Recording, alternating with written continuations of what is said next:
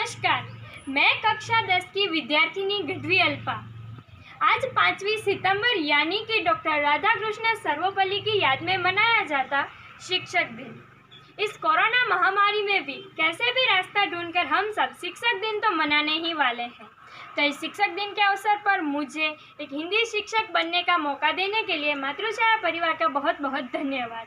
आज हम कक्षा 9 में कहानी 11 यह एक यात्रा यह भी, जिसके लेखक हैं रामदरस मिश्र, इस कहानी के बारे में अभ्यास करेंगे।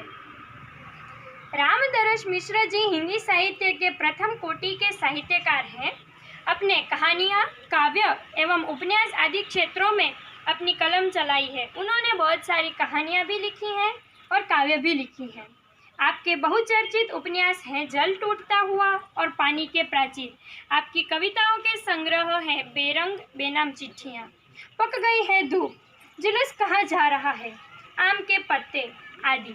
यह सब नाम लेखक की लिखी हुई कविताओं के संग्रह हैं और उनके कहानी संग्रह हैं खाली घर, बसंत का एक दिन, 61 कहानियाँ तथा मेरी प्रिय कहानियाँ। ये सब लेखक की लिखी हुई कहानियां हैं।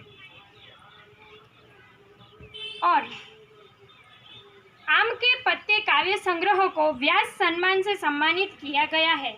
आपका हिंदी अकादमी में शिखर सम्मान एवं उत्तर प्रदेश हिंदी संस्थान के भारत 12वीं पुरस्कार से प्रतिष्ठित किया गया है। लेखक को पुरस्कार भी मिले हैं।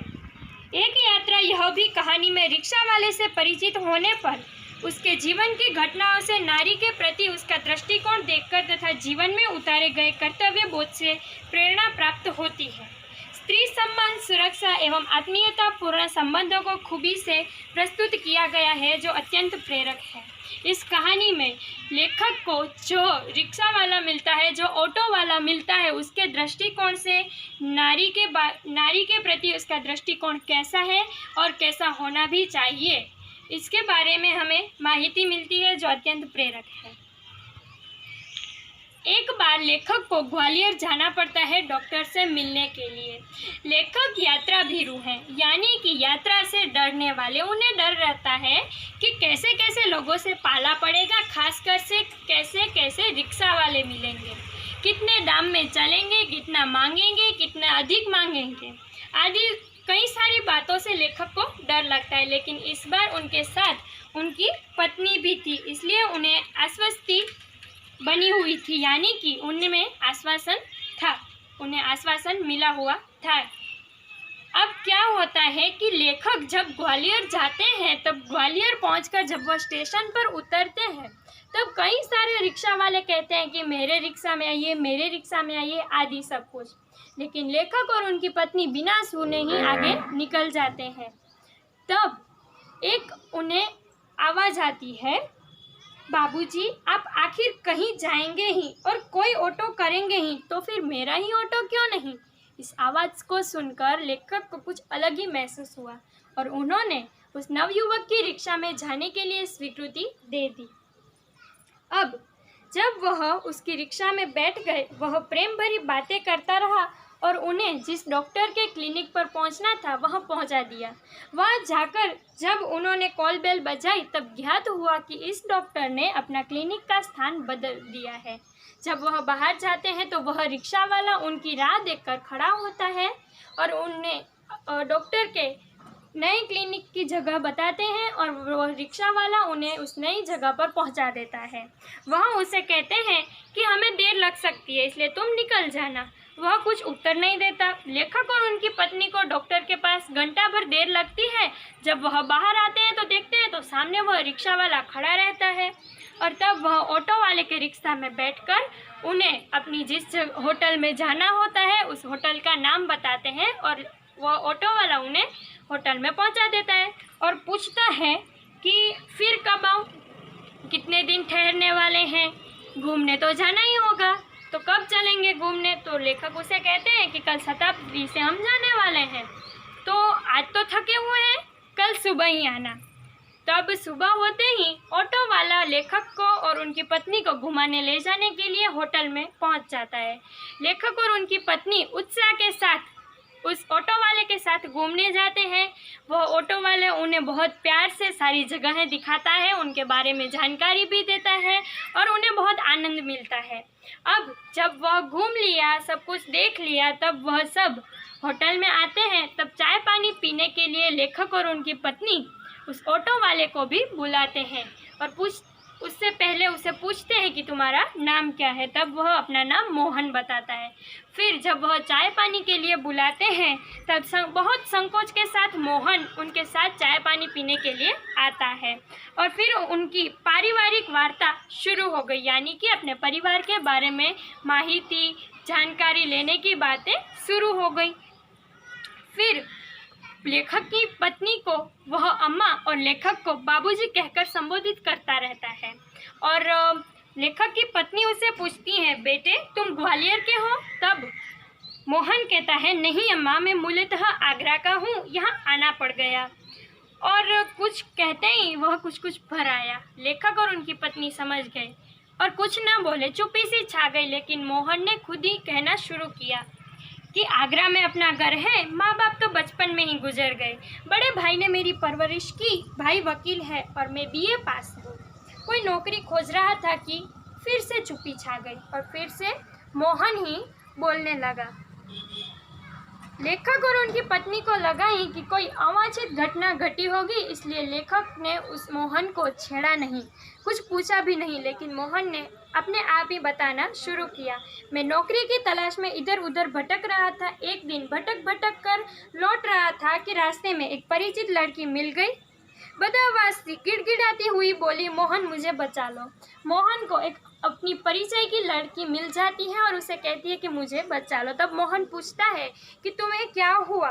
तब लड़की कहती है कि मेरे माँ बाप एक अधेड़ के हाथ मुझे बेच रहे हैं, मैं कुएं में गिरकर जान दे दूंगी किंतु उस खुसट अधेड़ के साथ नहीं जाऊंगी।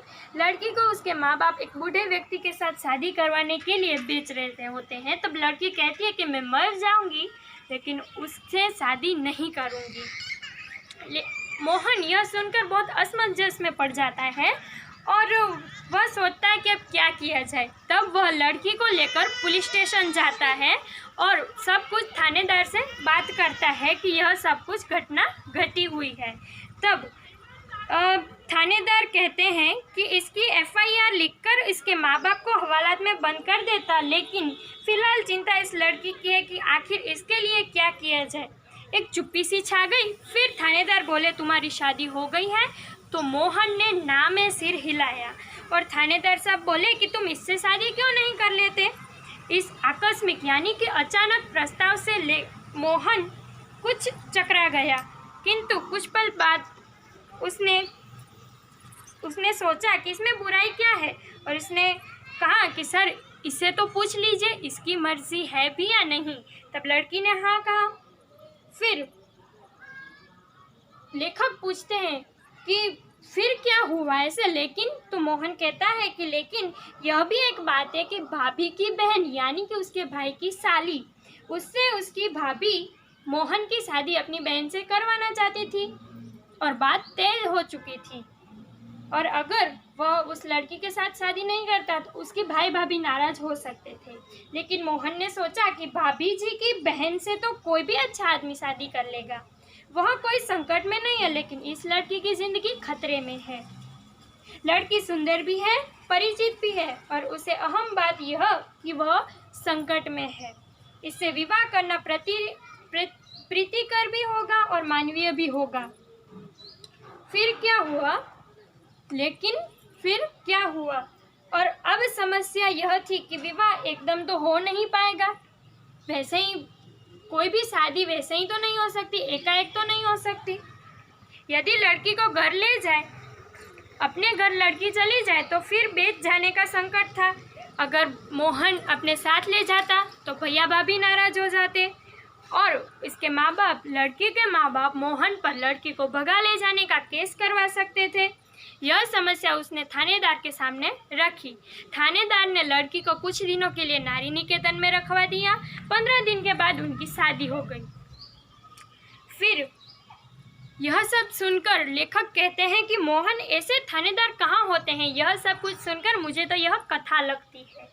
मुझे तो विश्वास ही नहीं आ रहा है। तो मोहन कहता है, आप सही कह रहे हैं बाबूजी, लेकिन यह थानेदार कवि भी है। कवि सम्मेलनों में कविताएं पढ़ता है और इसकी कविताएं मानवीय संवेदना से भरी होती हैं। तब लेखक कहते हैं कि यह ठीक है भाई, हर क्षेत्र में कोई ना कोई मसीहा यानी कि एक देवदूत दिखाई पड़ ही जाता है। फिर आगे बात करते हैं। तो फिर मोहन कहता है कि तब क्या, भाई भाभी मुझसे खफा हो गई और हमें घर से निकाल दिया। एक तो यह कि मोहन ने अपने भाई की साली से यानी कि अपनी भाभी की बहन से शादी नहीं की और जिस लड़की से शादी की वह उनकी जाति की नहीं थी। और लेखक कहते हैं कि इसलिए तुम लोग ग्वालियर आ गए। तो मोहन कहता है, हाँ बाबूजी, आगरा में हमारा निबाह होना कठिन था, यानी कि वहाँ पर रहना उनका कठिन हो गया था। पराये शहर में भले ही अपनापन न हो, किंतु अपना परायापन उस अपनेपन से अच्छा है जो दिन रात अप्रीतिकर व्यवहार बनकर तन मन को उद्विग्न करता है। यानी कि पराये शहर में जाकर जो हमसे अपरिचित लोग परायापन दिखाते हैं वह अपनेपन से अच्छा है जो अपनापन हमें अच्छा न लगे वैसा व्यवहार करता हो। और यहाँ पर कोई नौकरी भी नहीं थी, इसलिए मोहन ने एक ऑटो खरीदी और ऑटो वाले का काम शुरू किया। और फिर मोहन कहता है कि इस सब के बाद मुझे भी संतोष मिला। मैंने तो उस लड़की का एक बार उद्धार किया, लेकिन वह तो हर बार मेरी जान बचाती है, हर बार मुझे उबारती रहती है। और मोहन की यह सब बातें सुनकर लेखक और उनकी पत्नी के मन में मोहन के लिए बहुत सम्मान बढ़ गया। मोहन एक ऊंचा आदमी उनके लिए बन गया। फिर गाड़ी का समय हो रहा था, इसलिए मोहन उन्हें स्टेशन ले गया और लेखक उसे 500 रुपये का नोट देते हैं। तब मोहन लेने से मना कर देता है। तो लेखक कहते हैं कि अरे यह तुम्हारा पारिश्रमिक है, कोई दान थोड़े ही है, दे रहा हूँ ले लो, यह तुम्हारी ही खुद की मेहनत है, मैं कोई दान नहीं दे रहा हूँ, ले लो। मोहन कहता है कि बाबूजी, मैंने माँ बाप का प्यार नहीं पाया, कल से ही लग रहा है कि मुझे माँ बाप मिल गए हैं। यह पैसे जो मोहन कहता है कि मैंने अपने माँ बाप का प्यार कभी भी नहीं पाया, कल से आप लोग मुझे मिले हैं तो ऐसा लगता है कि मुझे अपने माँ बाप मिल गए हैं। और इस सुख के आगे पैसा कुछ भी मोल नहीं है। पैसा तो और लोगों से भी कमा लूँगा। जो माँ बाप का प्यार मोहन को लेखक और उनकी पत्नी से मिला है, वह प्यार के आगे मोहन के लिए पैसों की कोई कीमत नहीं है। पैसे तो वो अन्य लोगों से भी कमा सकता है। और लेखक कहते हैं कि लेकिन यह तो बहुत है। और लेखक उसे जब पैसे देते हैं तब मोहन कहता है कि यह तो बहुत है, इतना लूँगा तो आपका शोषण हो जाएगा। यह कहकर वह 500 का नोट लेता है और 300 लेखक को वापस दे देता है, यानी कि वह 200 रुपये लेता है। और लेखक ने कहा, और फिर 500 रुपये लेकर वह कहता है, मुझे इतना पराया न कीजिए बाबूजी, हाँ जब भी ग्वालियर आइए मुझे बुला लीजिएगा, मेरा फ़ोन नंबर तो आपके पास है ही। और जब वह पैसे वापस देता है तब मोहन कहता है कि मुझे पराया मत कीजिए, अब जब ग्वालियर आने का बनता हो, जब आप आए तब मुझे एक फ़ोन कर दीजिएगा, मैं आ जाऊंगा। तब लेखक कहते हैं कि मैं फ़ोन एक ही शर्त पर करूंगा। और मोहन पूछता है कि वह क्या है। तब लेखक कहते हैं कि ये 500 का नोट तुम्हें रखना ही होगा। और मोहन ने यह शर्त सुनकर 300 रुपये अपनी जेब में ही रख लिए। और फिर कहता है कि बाबूजी, आपका फ़ोन नंबर तो मेरे पास आ गया है, फिर कभी कभार आपको फ़ोन करता रहूँगा जिससे मुझे भी अच्छा लगेगा। तो लेखक कहते हैं, हाँ हाँ भाई, शौक़ से करना, मुझे बहुत अच्छा लगेगा। और फिर मोहन कहता है कि लेकिन मैंने तो आपका नाम पूछा ही नहीं।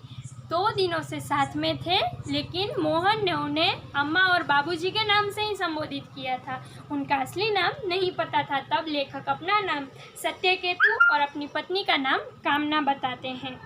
और अब जब हम स्टेशन के अंदर जाने लगे तब वह आंखें में न जाने कितना अपनापन लिए हमें निहारता रहा। जब लेखक और उनकी पत्नी स्टेशन के अंदर जाने लगे तब मोहन उनके लिए कुछ अपनापन लेकर उन्हें देखता रहा। आप सबको यह कहानी सुनकर अच्छा तो लगा होगा, लेकिन यह सत्य घटना भी है। इस कहानी को सुनकर आपको अच्छा लगा हो तो अब यह दिए गए जो मुद्दे हैं उन्हें भी एक बार पढ़ लीजिएगा और यह कठिन शब्दों के साथ साथ आपके पाठ्य पुस्तक में दिए गए कठिन शब्द और मुहावरे भी अपनी नोटबुक में लिख लीजिएगा।